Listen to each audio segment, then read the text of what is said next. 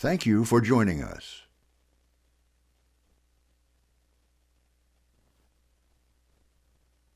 Please welcome to the stage Jewish National Fund USA Major Gifts Director, Dallas, Ellie Edelman.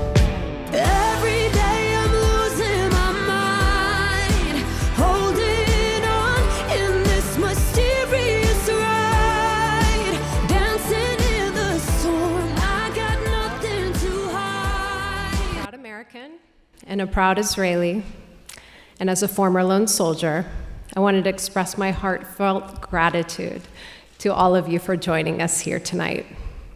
I would also like to extend a special welcome to the Jewish National Fund USA staff who have traveled from across the country to be here tonight. Thank you to our sponsors for this evening. I would like to recognize our incredible event chairs, Mike and Lori Cohen.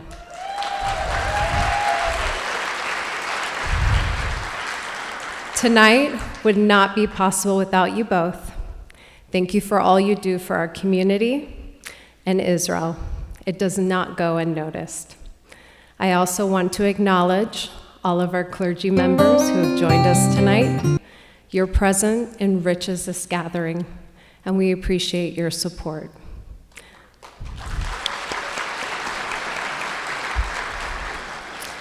My thanks goes out to our Dallas Board of Directors, as well as our community outreach co-chairs.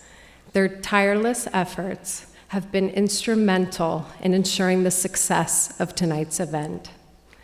Thank you all for your dedication. Let us extend a very special welcome to all of our Christian friends joining us tonight.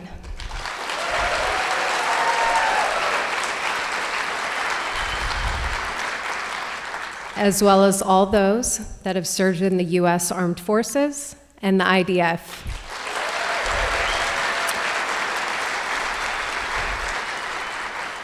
If you have served, please stand. Thank you for your service and your sacrifice.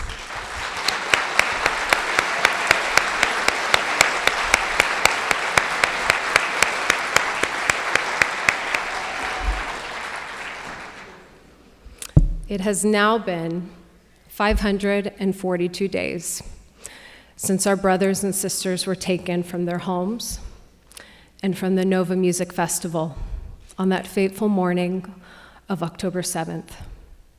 I had hoped to stand here tonight with the war behind us, but the reality is that it continues.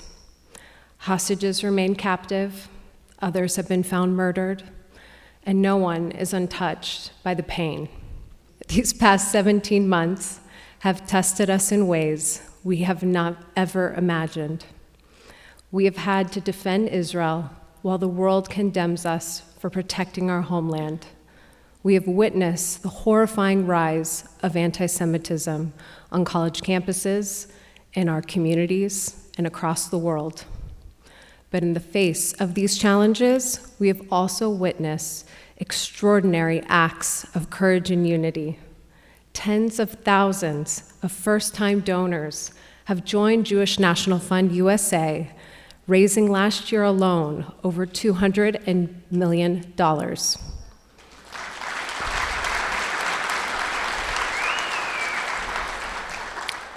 Thousands of volunteers have traveled to Israel, stepping into a war zone to make a difference. Many of you here in this room tonight were among them. You painted and restored homes. You packaged and delivered care packages to soldiers.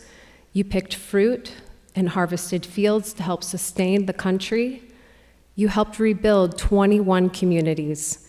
If you were a part of one of these missions, please stand so we can recognize your dedication.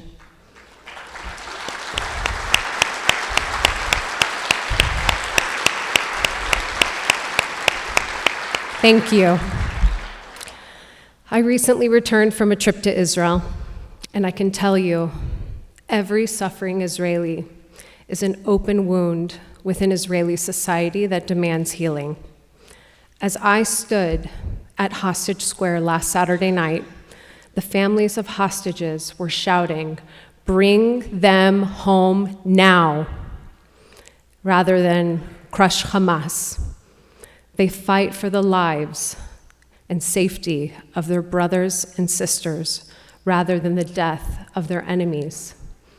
I want to leave you with the words of Dana Silberman Sidbon, who eulogized her sister and nephews after their bodies were returned from Gaza this past February.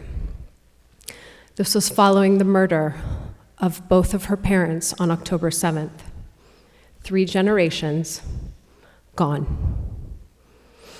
And yet, in the darkest moment, she found the strength to say this: I promise you, as I promised Mom and Dad, that the monsters behind the fence will not succeed in their mission. They will not defeat us. They will not break us. On the contrary, their mission failed because we united, because we grew stronger, because we became invincible. They lost. Am Yisrael Chai. Please join me in a moment of silence to honor those that we have lost and pray for the safe return of the 59 still held captive. Please stand.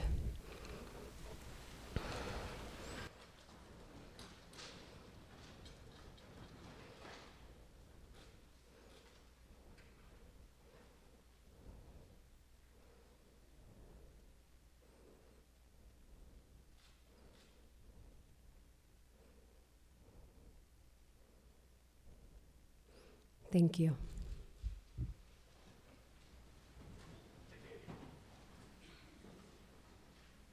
Please welcome to the stage Lenoy Menashe Moore, who will lead us in the Star-Spangled Banner and Hatikva. לא, לא, לא תנצחו אותי, לא מנצחים אותי כל כך מהר. לא, לא, לא תנצחו אותי, לא מנצחים אותי כל כך מהר.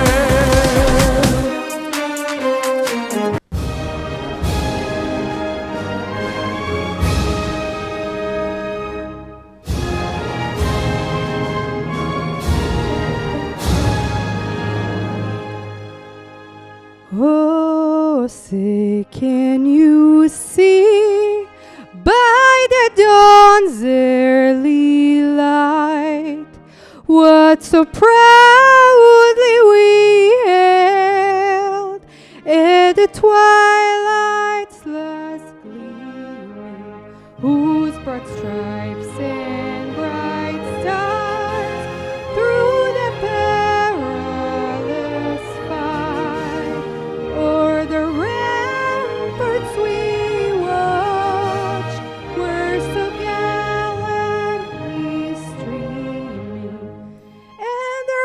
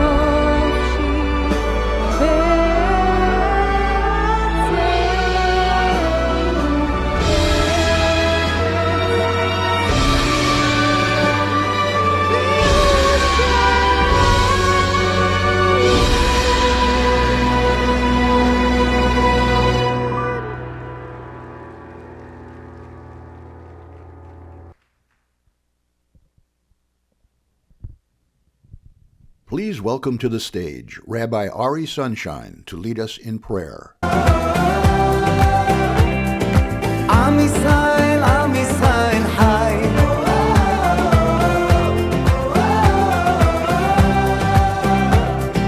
Am Yisrael, Hai. Friends, I'd like to invite everyone to please rise as we share this prayer for the soldiers of the IDF, a prayer for the release of the hostages, and a prayer for Medinat Yisrael, the state of Israel.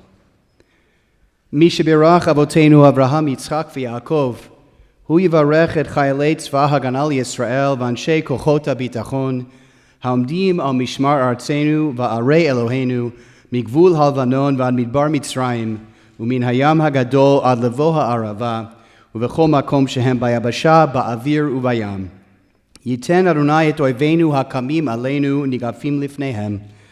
HaKadosh Baruch Hu yishmor v'yatzil et chayaleinu mikol tzara v'tzuka umikol nega umachala. V'yishlach bracha v'atzlacha b'chol ma'aseh yedehem. Yadber sonenu tachtehem v'yatrem b'cheter Yeshua uvateret nitzachon. V'yikuyam bahem hakatuv ki Adonai Elohechem haolech imachem lihilachem lachem im oivechem lehoshia etchem v'nomar Amen. Achenu kol beit Yisrael hantunim b'tzara uvashivya haomdim ben bayam uven bayabasha hamakom yirachem aleihem v'yotziem mitzara liracha umeafela leora umishibud ligula hashta ba'agala uvizman kariv v'nomar Amen. Avinu shebashamayim tzur Yisrael v'goalo Barech et Medinat Yisrael reshit smichat ku'ulatenu.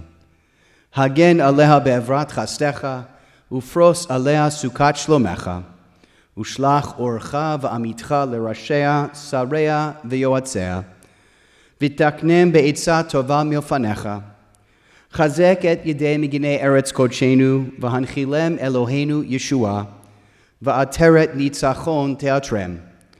V'natata shalom ba'aretz, v'simchat olam leoshveha, v'nomar Amen.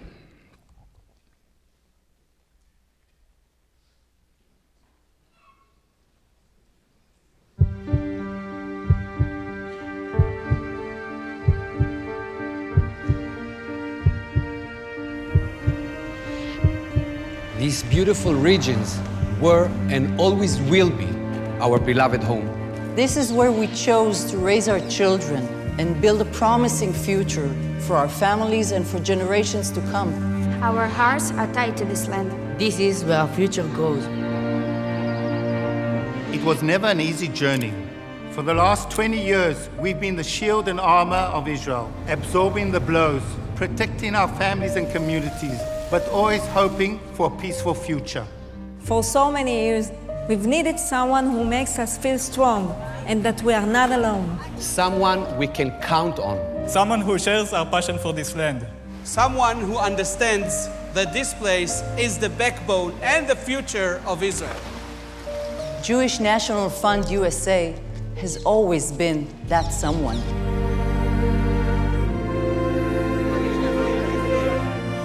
For decades, you launched countless projects to transform our communities into the best places to live in Israel. With the greatest educational programs in the country. State-of-the-art medical facilities. New housing initiatives that bring more families to our community. Together, we turn this region into a wonderful place to live in. With endless possibilities and a bright future. Until that day.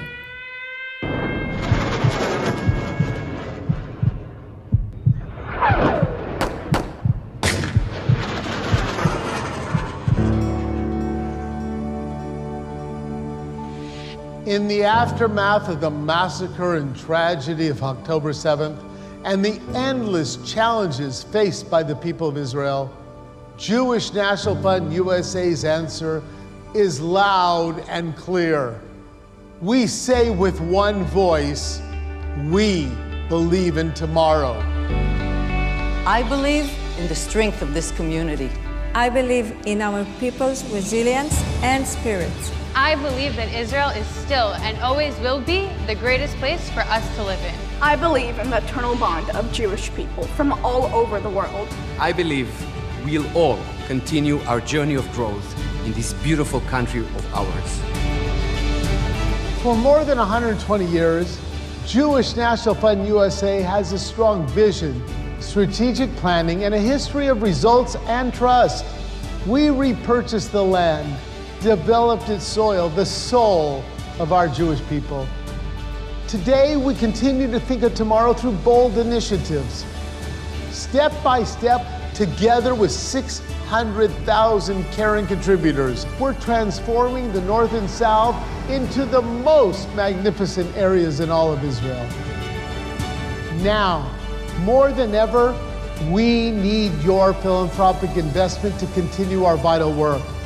Stand with us and support our beloved people of Israel as we rebuild and make Israel stronger than ever before. We believe in tomorrow.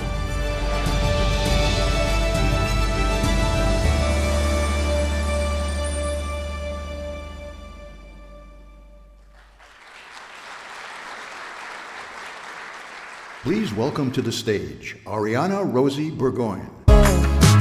ואיך נדע אם יש תקווה שכשנבוא נמצא תשובה.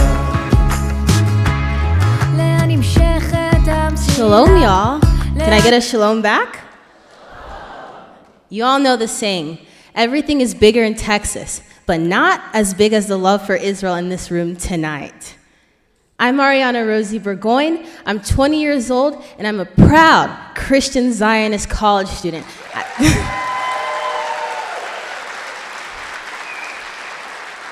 at Texas Wesleyan University, and an alumna of Jewish National Fund USA's Caravan for Democracy program. This initiative brings college student leaders beyond the Jewish faith to Israel to experience the realities on the ground themselves. I'm grateful for your generosity that made this trip possible for me. Thank you so much for continuing to be a light in this world. Your philanthropy has changed so many lives, including mine.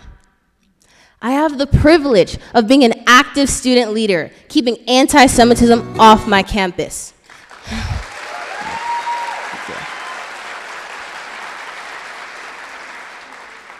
It is my mission to ensure that my Jewish peers, faculty, and professors can freely express their Jewish identities without fear. I founded the first ever pro-Israel student organization at my university.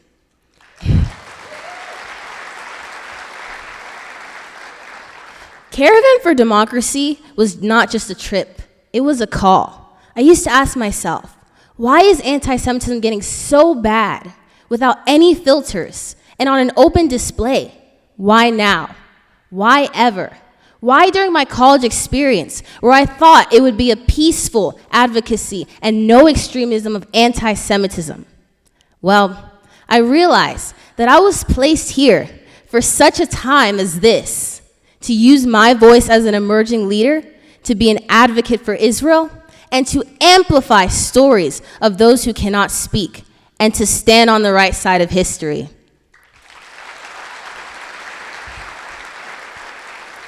Going to Israel really transformed me and gave me a renewed perspective. I went expecting to see a country with deep roots, but I came back carrying Israel's story in my heart. Moments that really stood out to me on my trip was actually meeting IDF soldiers, many of whom were my age, standing proudly in their uniform and gladly chatting with me. One soldier's named Noah that I will never forget when I asked her, "What are your plans after your service?" You know what she told me? She simply said, "Plans? We don't think that far. We're just hoping to see the end of the war." She said it with a smile, but behind that smile was a sense of uncertainty. I then understood the maturity and resilience of Israel's youth. We went to see Kibbutz Kfar Aza, or should I say, what's left of it. We met the survivors of this tight-knit community and heard from one of the last remaining leaders of this kibbutz from October 7th. It was really difficult to be a witness of the tragedies that befell them. That shattered glass that I saw on the floor, the many bullets in the wall that could amount to the stars in the sky, the broken toys of children who will never play again, burned homes, and the deafening silence of a community lost was now a reminder of those who are still missing, held hostage in terror tunnels in Gaza. Chen, one of the leaders of the Kfar Aza, gifted our group yellow ribbons. And this yellow ribbon, I wear it on my backpack, and every day I walk across campus, people are always asking me, why do you have a piece of string on your backpack? And you know my response? This is not just a piece of string. This yellow ribbon is a promise that I won't stop spreading awareness of these hostages until they are all home. Bring them home now.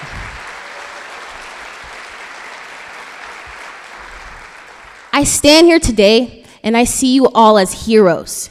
You may not realize it, but your support, your donations, and your unwavering love for Israel creates a ripple that reaches far beyond the Jewish community. You made it possible for a college student like me from a small town in Texas to witness firsthand the beauty and resilience of the nation of Israel. So now I'm asking you, please take out your pledge cards and make your gift today for the people of Kibbutz Kfar Aza, Kibbutz Be'eri, Kibbutz Eretz, Kibbutz Nahal Oz, and many more who were forced to leave their homes.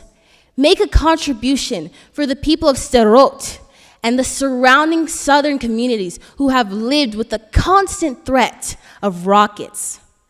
Donate today for the people of Kiryat Shmona and all northern communities consisting of over 110,000 residents who still today cannot return home.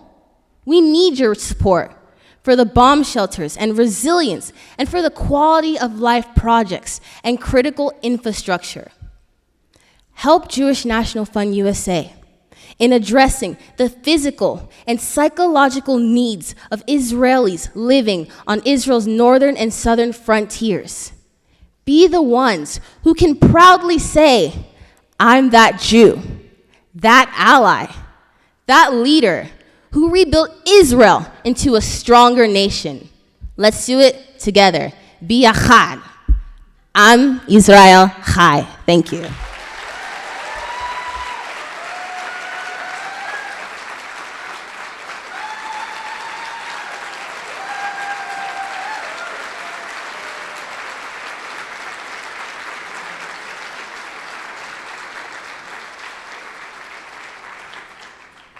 Please take a moment to fill out and pass in your pledge cards to the ushers in the aisles.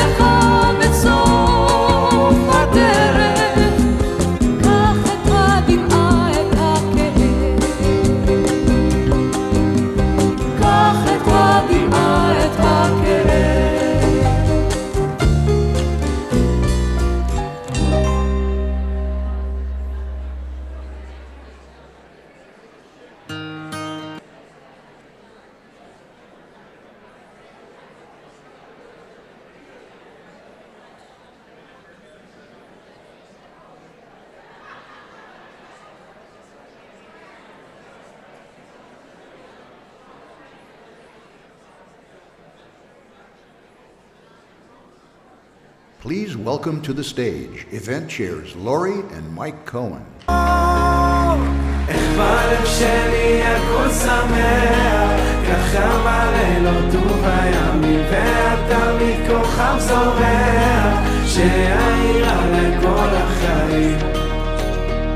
Good evening. I'm Lori Cohen.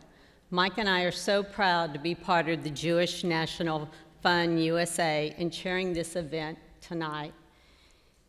It's my honor to introduce our speaker this evening, someone who has shown great moral clarity and conviction in his support for our land and people of Israel. Dr. Phil McGraw, psychologist. Psychologist, author, and two-time Emmy Award winner who hosted Dr. Phil for 21 seasons. As a best-selling author, he received American Psychological Association's Presidential Citation for impacting more Americans than any other living psychologist. In 2024, he launched Dr. Phil Primetime in his TV network, Merit TV, headquartered in a state-of-the-art Dallas-Fort Worth complex. Before I call on the one and only Dr. Phil McGraw, I want to share some of his previous inspiring words.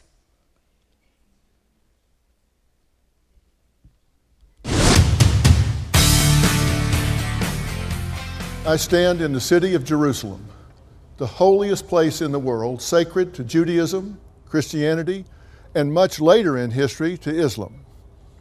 This is also center stage for a war started when the terrorist organization Hamas perpetrated a brutal massacre against primarily Israeli citizens.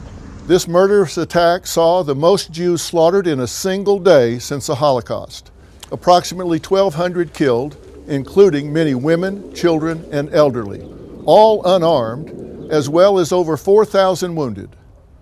Approximately 250 civilians were kidnapped and, as evidenced by video, beaten, brutalized, and thrown into inhospitable imprisonment, to say the least. It's 1 year since the horrific October 7th Hamas massacre in Israel, killing over 1,200 people, including Americans. And sure enough, pro-Palestinian Hamas supporters have already been on campuses and streets in America celebrating that day by calling for the destruction of Israel, the world's only Jewish state. But before they hide their faces and chant their anti-Semitic slogans disguised as nursery rhymes,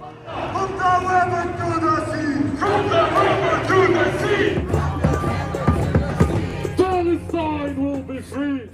There are some things that are just fundamental human decency. And when I ask you if what happened on October 7th is something you condemn, and you say, well, you have to look at that by looking at hundreds of years of conflict. No, you don't. No, you don't. That's either right or it's wrong, and it was wrong, and I don't need 100 years of conflict to know it was wrong. When somebody comes over a fence and goes into someone's house and burns their infant in its crib, I don't give a damn why they did it. It's wrong.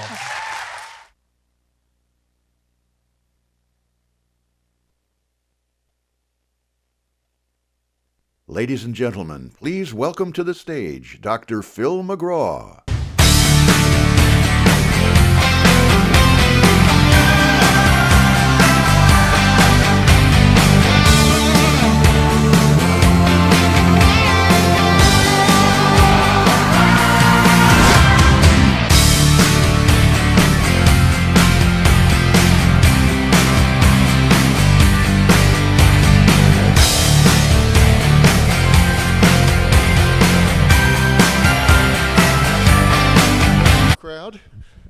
Thank you. Welcome. Well, I'm glad to be here, but sorry to need to be.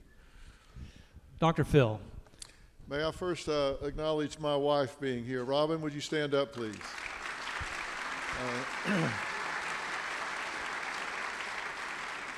And I have some very good friends. Angie Krause, who is a co-executive producer at Merit TV. Angie, stand up. Ken Solomon, who's CEO of Merit TV. Bill Dawson, stand up if you would. He works at Merit TV as well. He's our government liaison. And Jamie Ripman, my dear friend, who's also involved with Merit TV. So that's my mafia. Okay. Thank you. Dr. Phil, so often in life, it's easier to stand on the sidelines than take a stand. Yet you've been an outspoken advocate and an ally for Israel. In fact, I want to acknowledge that you've even waived your appearance fee tonight so we can maximize the impact of donations made.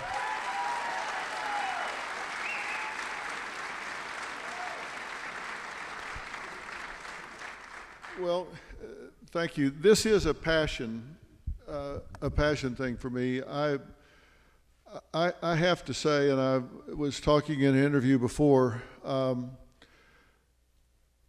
honestly, I never thought in my lifetime, and I'm no spring chicken, so I've had a lot of summers go by. I never thought I would hear in my lifetime the things that I'm hearing on American campuses, especially our elite campuses, and that I would see and hear things in our international community that I'm seeing and hearing that are so anti-Semitic. And this started long before October 7th, but it was certainly low-lighted by what happened on October 7th, when more Jews were killed in one day than since the Holocaust. And to see people trivialize that, contextualize that, try to put a frame around that minimizes the tragedy of that is absolutely inexcusable. It's absolutely inexcusable. There is, I'm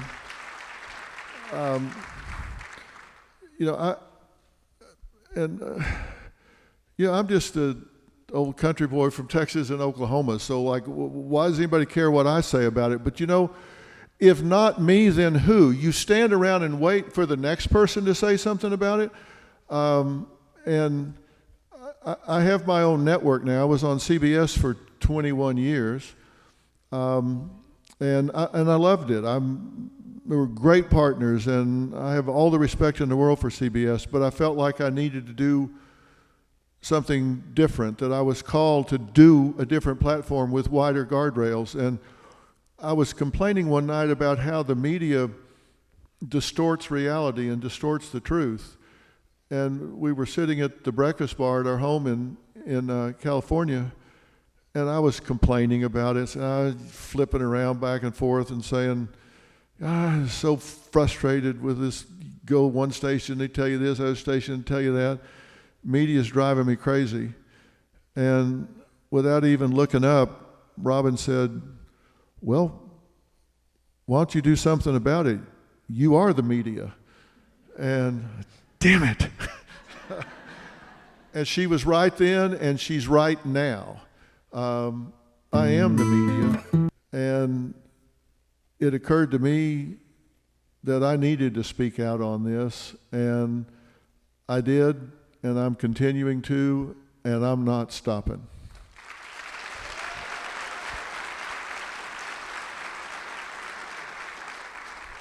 And thank you for saying that.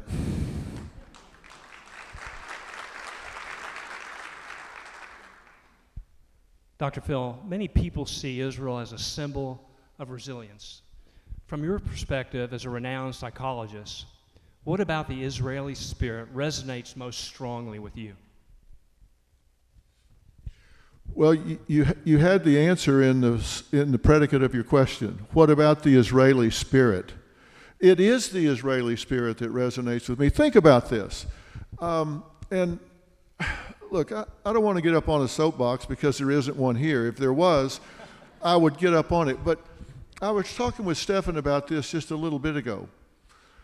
There needs to be a whole different classification in the DSM-5 when you talk about PTSD, when you talk about stress and pressure, think about what the Israeli people live with every single day of their life. They wake up with 5 million people across a chain-link fence that want every single one of them dead. And they wake up and they live with that every single day. And it's a stress and it's a pressure. They are unreasonable people that when you want to negotiate with them, when you negotiate with people, I always say, the first thing I do is say, let's talk about what we can agree on. When you negotiate with those people, they start with, I want you dead. Well, when you start negotiating with me, at that point, the conversation kind of dries up after that. We don't have a lot left to talk about, but they live with that every day. They live with missile attacks every day. They live with suicide bombing. They live with all kinds of attacks that lead up to and hit an evil crescendo with something like October 7th.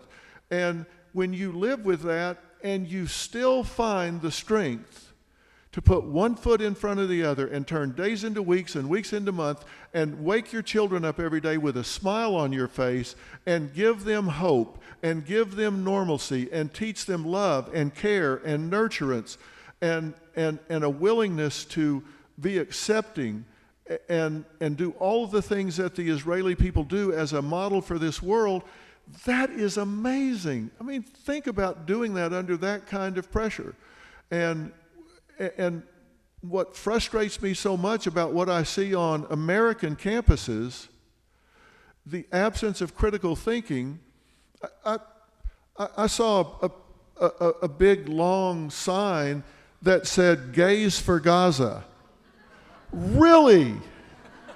Really? Why don't you paraglide that into Gaza and see what kind of landing you get? But in Israel, they're inclusive, they're accepting, they'll meet people where they are. In Gaza, they'll kill you before you hit the ground.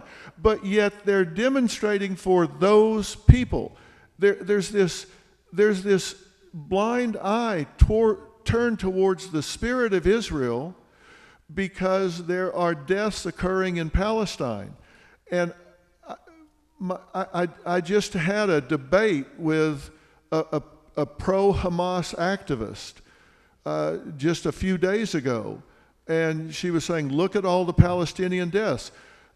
My point is, Hamas knew exactly what they were doing. They knew exactly what would happen when they did it. They knew exactly what would happen when they retreated back to the Gaza Strip and hid among civilians and retreated into their tunnels under hospitals and schools and hid there. They knew exactly what would happen. They're the ones that put those people at risk. I hate seeing death in Israel or in Gaza. I hate seeing children killed in Palestine. I hate that. But that was not Israel's choice. That was the choice of Hamas when they made the attacks that they did and then ran back across and hid among civilians. That is not Israelis' choice. That is the Palestinians' choice. That is Hamas' choice. And you don't get a pass because you come across and assassinate people and then go hide among civilians. You don't get a pass on that. I'm sorry, you just don't. I hate it, but you don't. Dr. Phil, in your career, you've helped countless individuals overcome challenges by promoting self-accountability. What lessons from Israel's story of overcoming adversity do you find particularly inspiring to everyday life? Well, I think everything is relative. And with I've talked to hostages that have been released. I've talked to families of hostages that have been released. I've talked to families of hostages that have not been released or have recovered the bodies of their loved ones. And somehow or another, they find a way to persevere. They won't get over it. I never pat them on the hand and say, time heals all wounds, because that's not true. Time heals nothing. It's what you do with that time. And they will never get over it, but they will find a way to get through it. And that's what Israeli people do. They find a way to get through it. They find a way to create meaning to the suffering. And that's a lesson that I will never, ever forget in talking to those people. And, people often ask me, and I'm probably rambling and getting way off of your question here. Not at all. But I've probably had over 20,000 guests in the years that I've been doing what I do. And I've probably been asked so many times, if there is one guest that has been more impactful than any others, who would it be? And that's really not an answerable question, because there's so many people in different ways that impact you. And I've never really had a clear answer to that until I went to Israel. And I went to the site of the Nova Music Festival. And I had the privilege of speaking to the first responder at Nova. Not a first responder, the first responder. And it was a reservist in the Army, Iran Massas.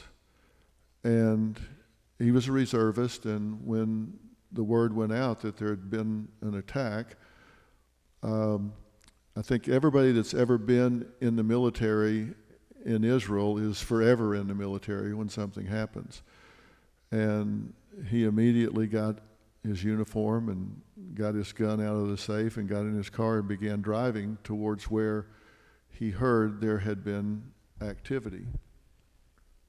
And he happened upon the Nova site, and he was there alone for quite some time. And if you can imagine driving up on that site where so many had been killed, and he talked about finding the bodies, and he felt the need to, out of respect, began to find the bodies, and in some instances body parts, and bring them to a central location and cover them up, and just out of respect try to position them in a way. And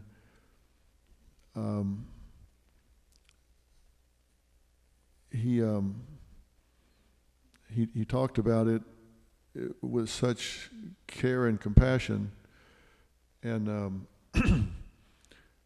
as he described this and what he found, he said that he found a woman beside the road that had been killed and obviously raped and mutilated, and he said he started to hallucinate, and he turned her over, and the face of his daughter was on this body.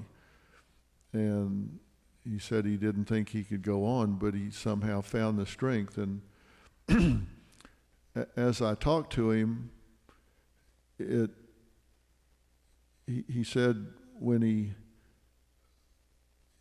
he got everything as best he could, he said it got time when he felt like he should go home, and he stopped and changed clothes on the way home and washed himself and got the blood and everything off of him. And he got home, and his wife asked him what he had found, and he said, well, nothing. He didn't find anything. He couldn't bring himself to tell her the horrors that he had found. And he had actually dropped a recorder, his phone with a recording where he had been making notes about what he had found. He had actually dropped it, and someone found it. and it got in the hands of the media, and 10 days later, his wife heard that recording on the news. And it was him describing what he had found that day. And she came in ashen-faced and said, I just heard you on the radio describing this, and he's telling me this story. And it occurred to me as I was talking to him out in the heat in a little shady spot that we found, that he could not go on. And I realized that he was telling me this story, and it was the last thing he was going to do in this earth. And I had to stop and say, now wait a minute. I sense what you're doing here, and this is not okay. I knew when he left me, we would never see him again. And I had to stop and talk to him about his children and his family, and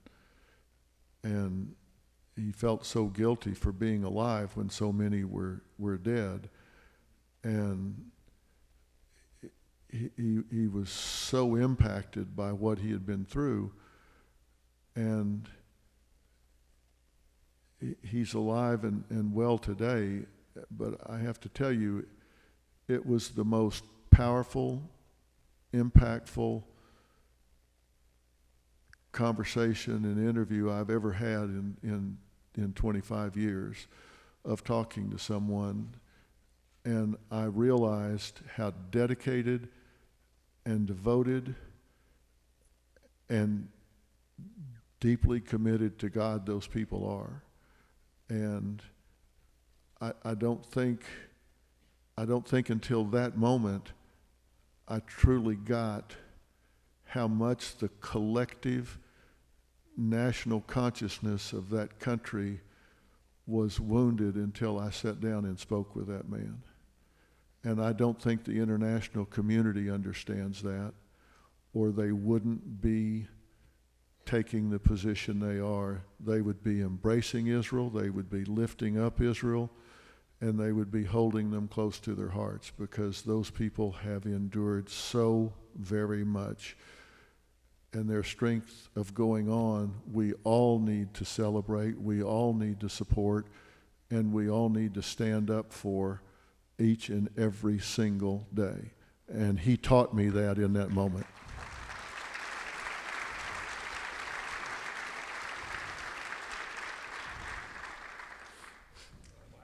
My heart's pounding just hearing that story. You've traveled throughout Israel. Is there one place or experience that you recommend everyone should visit or try on their next trip? You know, I think, I spent time in Tel Aviv and Jerusalem. I was in the north, I was in the south, and I think I think what defined Israel to me was all about the people that were there. There was not one person in Israel that I spoke with, spent time with, that there wasn't one person. I interviewed the Prime Minister. In the middle of the war, he was willing to take an hour and sit down with me and answer every question I had. And I thought hearts were going to stop because I asked him if he felt like he owed an apology to the Israeli people, which I thought was a fair question. I think maybe some people thought maybe it wasn't, but he thought it was a fair question. And he said, I think we all do. I think we all owe an apology to the Israeli people. I think it's our job to keep this country safe. And but even Prime Minister Netanyahu, everyone I talk to there, any one of them you could take and hand a microphone and put on a camera, and they could speak for Israel and do them proud. I was impacted so much by the people, and I don't think it matters where you are. I spent time in the kibbutz, the different kibbutz, and talking to the people there and that way of life, and seeing what had happened there, and seeing the cribs caked in blood, and seeing the bullet-riddled walls and all. It's you have to see it to really understand how horrific what happened that day was. There is no moral equivalent to what happened that day. There's just no moral equivalent for it. And that impacted me greatly. And the fact that those people continue on and show grace under that pressure is so defining. So it, I obviously was moved by, going to the wall and all the place where I met and talked to the people. But it was the spirit of the people that really moved me about Israel. In regard to your interview with Prime Minister Netanyahu, earlier tonight you mentioned to me that you thought you were perhaps the only media person or one of very few media persons that have interviewed the Prime Minister. Would you care to comment on why you think that's so? Well, I think he's very focused right now on what he's doing, and I thanked him for agreeing to sit down and talk with me and do this, and I asked him straight up off camera, I appreciate you doing this. Is there a particular reason why? Because his wife is a psychologist, and he knows I ask hard questions, and he said, because I know that you are an uncompromising ally of Israel and the Israeli people, and I think you deserve to have your questions answered, and I thank you for your support of Israel, and I have no problem with anything you want to ask me, and I thank you for your support of Israel. You're not a Johnny-come-lately. It didn't start with October 7th, and I think you deserve to have your questions answered, and you can ask me anything you want. And I respected him for that. You've had the opportunity to engage with a wide range of people from diverse backgrounds. How can Americans and Israelis further strengthen their bonds based on shared values and mutual understanding? Well, we have so much in common. I mean, to me, the values that are held by the Israeli people and the values held by American people are so very similar. I think the strength of any country is a function of really faith and family, and I think if the family unit erodes, if your faith erodes, then I think your society and your country erodes. And right now in the United States, this is the first time in our history that church membership has dropped below 50%. First time ever in the history of the country it's dropped below 50%. Not a good sign. Not a good sign. Whatever your faith is, whatever you, however you choose to worship, and I think there needs to be a resurgence of that. And there are actually signs that there is a resurgence of that, actually, and I hope that continues. But I think the family unit is so important. And you see the strength of that in Israel. And you're seeing a resurgence of that in the heartland here in America. Now, there might be bubbles on the East and West Coast. I spent 20 years in California, and I think you have to have a passport to get into California now. I think it's a foreign land, but beautiful state. I mean, absolutely beautiful. But they do think a little bit differently than we do here in Texas. They need a few more goat ropings and stuff out there to kind of get their feet back on the ground. But I do think there's a lot in common value-wise. And I think Israel and the United States want the same things. They want democracy, and they want peaceful existence and safety. And I think we're inextricably intertwined. And the thing that bothers me so much is we don't seem to be teaching our young people the skills of critical thinking in this country. That's why I said so much about what was going on our elite campuses in this country. That our young people are going there and getting indoctrinated instead of educated. That we're not teaching them the ability to look at a situation and critically think their way through it and reason their way through it. And that has to change. And I think it's starting to change, but it needs to change at a more rapid rate. And it is a learned skill. You have to learn how to think critically. And one of the ways you think critically is to say, is this based on fact? Is this based on empirical fact? And if it's not, then what is? I need to challenge everything. And I tell people that listen to me the same thing. I say, listen, if what I tell you, fact check me. And if it doesn't withstand that challenge, kick it to the curb and go find what the facts are. But think for yourselves. And we've got a bunch of young people right now that are extremely intelligent, extremely talented, extremely gifted, but they're not using it the way they need to. You cannot live on your phone. You have to live in the real world.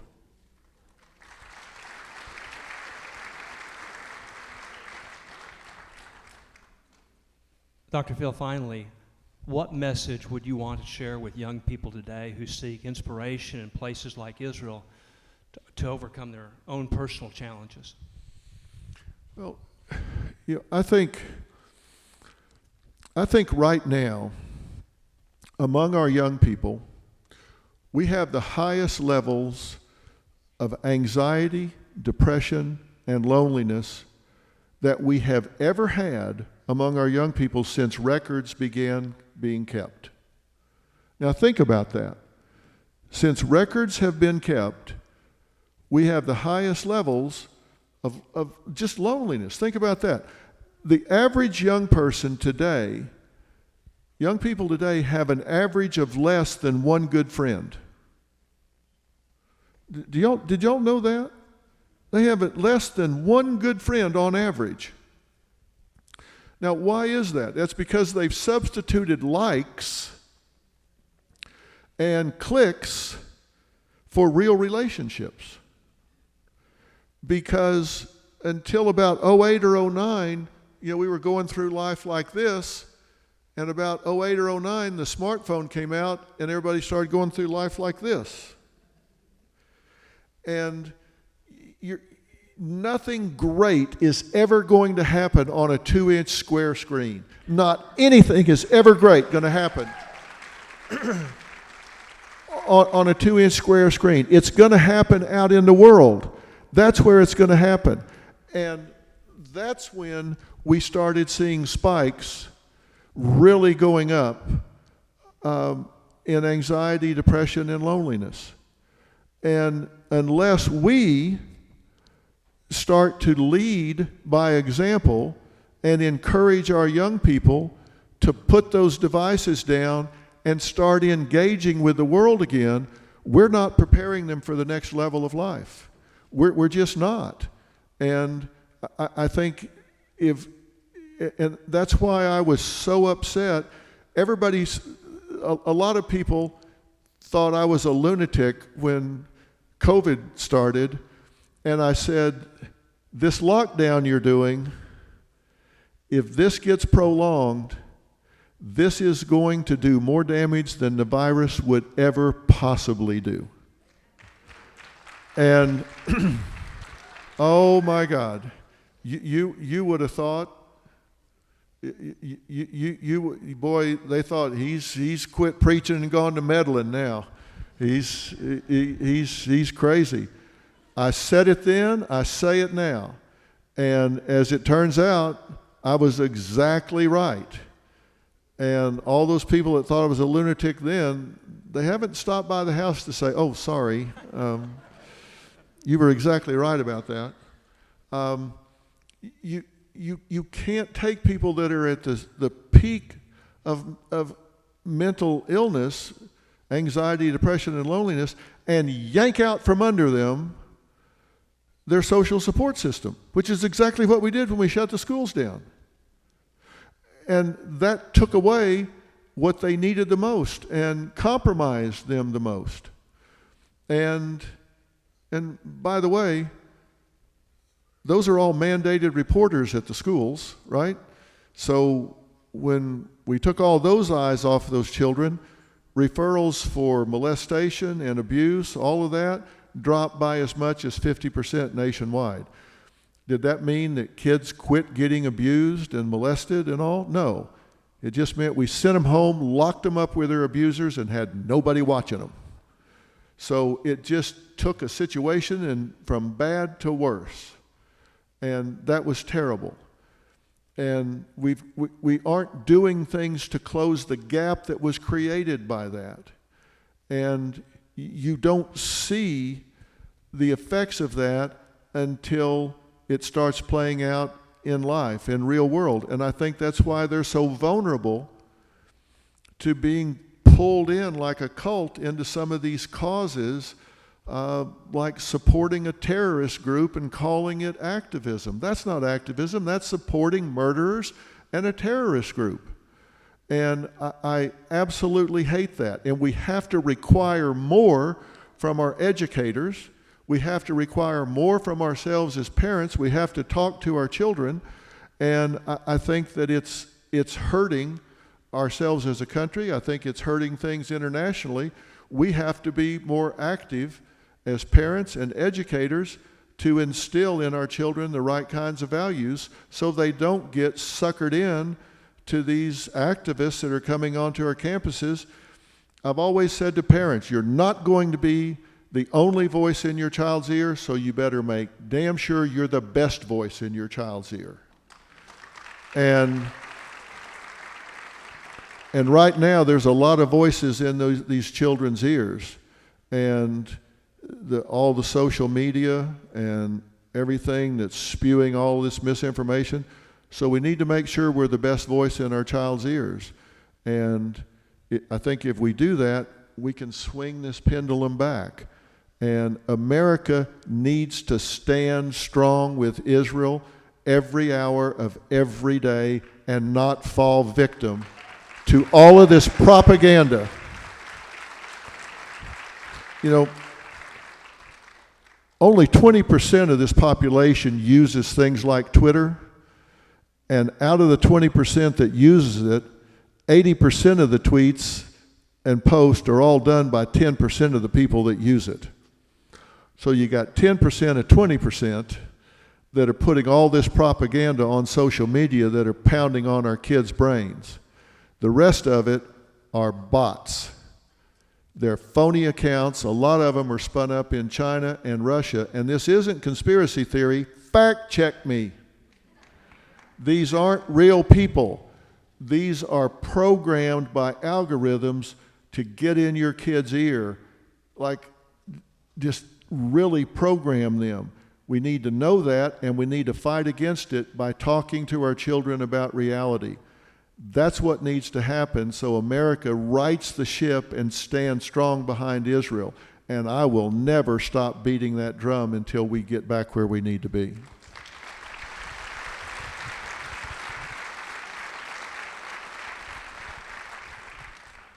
Dr. Phil, I want to thank you for being here tonight. I want to thank you for your support of Israel and for our Jewish community. Thank you. It's my honor. Thank you. Thank you so much. Thank you all for coming out here tonight.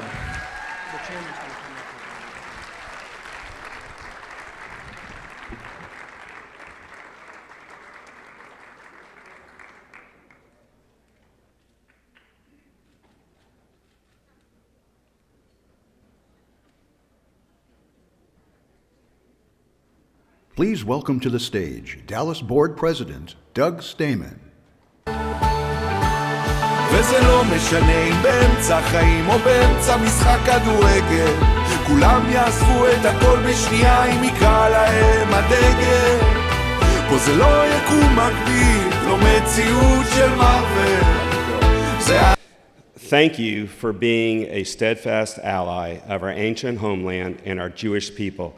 As a token of our appreciation, I have a small gift for you. At the top of the mountain of Masada, there is a Torah being written. We have, in your honor, a verse, and I'd like to read it to you.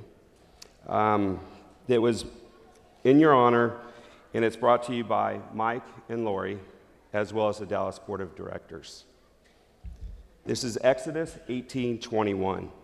But you shall choose out of the entire people men of valor, who fear God, men of truth, who hate unjust gain, and you shall appoint over them leaders of thousands, leaders of hundreds, leaders of 50s, and leaders of 10.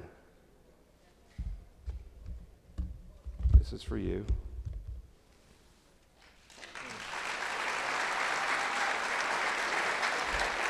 Thank you very, very much. I really appreciate it, and I appreciate the sentiment in the passage. It means a lot, Doug. Thank you very much, and it's my honor to be here tonight. Thank you for inviting me. I'd also like to thank Mike and Lori Cohen for making this evening possible. I'm Doug Stamen, Board President of Jewish National Fund USA here in Dallas. If you found tonight's program meaningful as I did, and inspiring, please join us for the Global Conference for Israel, the largest international pro-Israel gathering of its type happening in Hollywood, Florida, between October 23rd and 26th. And if you feel the call to do even more, don't wait. Connect with me or one of our incredible board members and make your first step. Make that step now. Dallas, let's keep showing the world what it means to stand tall. Stand proud and stand for the shared values Americans and Israelis hold dear. Better days are ahead for our people and for our homeland. I'm Yisrael Chai, and thank you for being part of tonight's unforgettable evening.